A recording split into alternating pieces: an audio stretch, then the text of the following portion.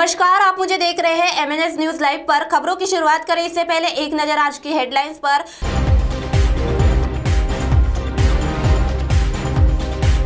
मुख्यमंत्री ने दिए स्पष्ट संकेत, महाराष्ट्र में किसी भी क्षण लॉकडाउन। पहली से 8वीं तक बिना परीक्षा अगली कक्षा में प्रवेश।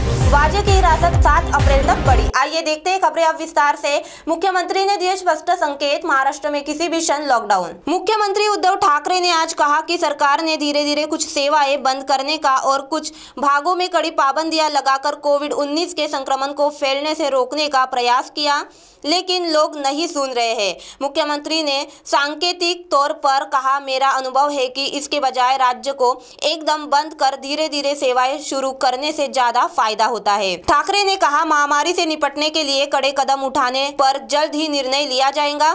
ऐसे में संपूर्ण लॉकडाउन अटल माना जा रहा है और हालात ऐसे है कि राज्यव्यापी लॉकडाउन की घोषणा कभी भी हो सकती है। ऑनलाइन बैठक में स्वास्थ्य मंत्री राजेंद्र टोपे, चिकित्सा शिक्षा मंत्री अमित देशमुख, मुख्य सचिव सीताराम कुंटे, स्वास्थ्य मंत्रालय के प्रधान सचिव डॉक्टर संदीप व्यास उपस्थित थे। मुख्यमंत्री ने कल रात फेसबुक लाइव के जरिए राज्य के नागरिकों से संवाद साधा। उन्होंने स्पष्ट कहा है कि लॉकडाउन उपाय नहीं है, लेकिन यदि मौजूदा हालात में कोई बदलाव नहीं होता और कोई दूसरा विकल्प नहीं मिलता है तो फिर से संपूर्ण लॉकडाउन लगाना पड़ेगा। उन्होंने यह भी कहा कि राज्य सरकार जांच की संख्या बढ़ा रही है और साथ ही संक्रमण का एक भी मामला छिपा नहीं रही है। सरकार ICU खोलने और टेलीमेडिसिन का उपयोग बढ़ाने जैसे कदमों पर भी विचार कर रही है। मुख्यमंत्री ने कहा, अगर कोई ऐसा समय आता है जब किसी की आजीवनी छिनती है तो नाराजगी होना लाजमी है, लेकिन यदि दुविधा यह है कि जीवन बचाए या नौकरी, तो जीवन को प्राथमिकता देना जरूरी है।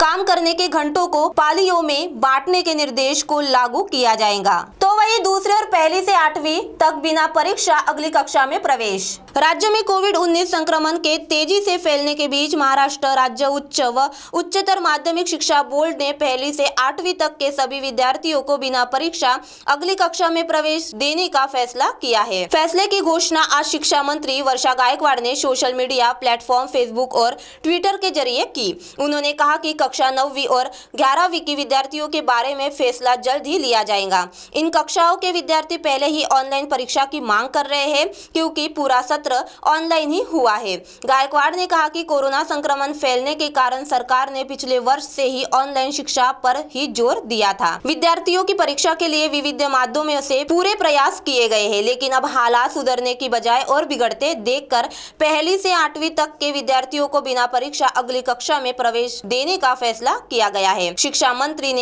मंत्री ने कहा कि राज्य की कोरोना संक्रमण के चलते बच्चों की पढ़ाई का वर्षभर मूल्यांकन ही नहीं हो सका। उन्होंने कहा कि पहली से 4वीं कक्षा तक की स्कूल शुरू ही नहीं की जा सकी थी, जबकि 5वीं से 8वीं तक कक्षाएं कुछ जगह ही शुरू की जा सकी। हालांकि जहां स्कूल शुरू हुई थी वहां पर भी पाठ्यक्रम पूरा नहीं किया जा सका था। इस दौरान बच्चों की पढ़ाई का नुकसान न हो, इसलिए ऑनलाइन क्लासेस की व्यवस्था जारी रखी गई। नमस्कार, आपल्या सगळ्यांना माहिती आहे की ज्या तऱ्हेने कोरोनाचे रुग्णांची संख्या दिवसेंदिवस वाढत आहे, अशा परिस्थितीमध्ये आज मी आपल्याशी संवाद करत असताना 1ली ते 8वी याचे जे आहे ते वार्षिक मूल्यमापन संदर्भामध्ये मी आज आपल्या सगळ्यांशी बोलणार आहे। मला सांगायला पाहिजे की मधल्या काळामध्ये आपण ऑनलाईन, ऑफलाईन, YouTube, Google याच्या माध्यमातून शिक्षण सुरू ठेवलं। खरं तर 1ली ते 8वीमध्ये, 1ली ते 4थीमध्ये आपण शाळा या वर्षभरामध्ये सुरू करू शकलो नाही।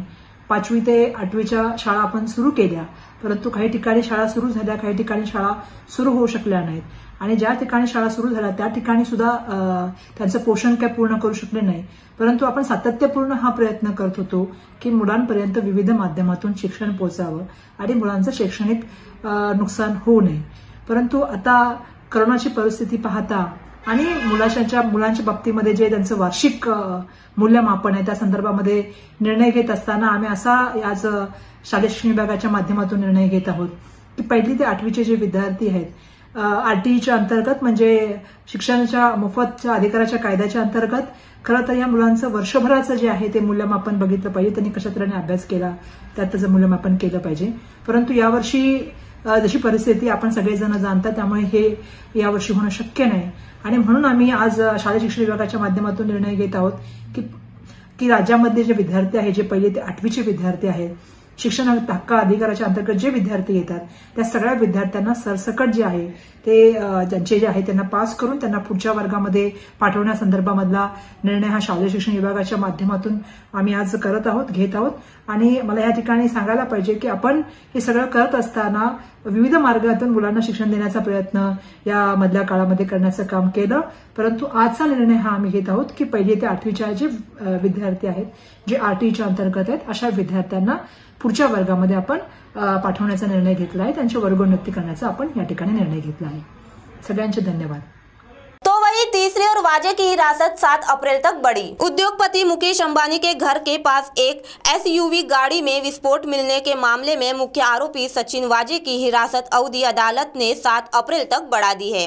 राष्ट्रीय जांच एजेंसी ने विशेष अदालत को बताया कि एजेंसी ने पता लगाया है कि सचिन वाजे की गिरफ्तारी के 5 दिन बाद वाजे तथा उनके एक सहयोगी के संयुक्त बैंक खाते से 26,50,000 रुपए निकाले गए। यह राशि 18 मार्च को निकाली गई। NIA ने कहा कि मुंबई के वारसावा इलाके में स्थित एक बैंक के लॉकर से कुछ महत्वपूर्ण दस्तावेज निकाले गए। यह लॉकर वाजे और उनके एक सहयोगी के संयुक्त नाम पर है और सहयोगी भी मामले में आरोपी है।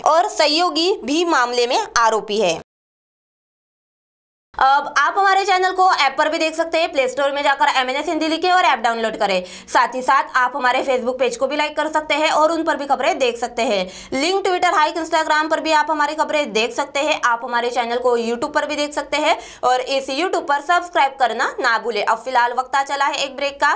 ब्रेक से लौटने के बाद देखते हैं देश और दुनिया की तमाम कुछ खास खबर। धन्यवाद।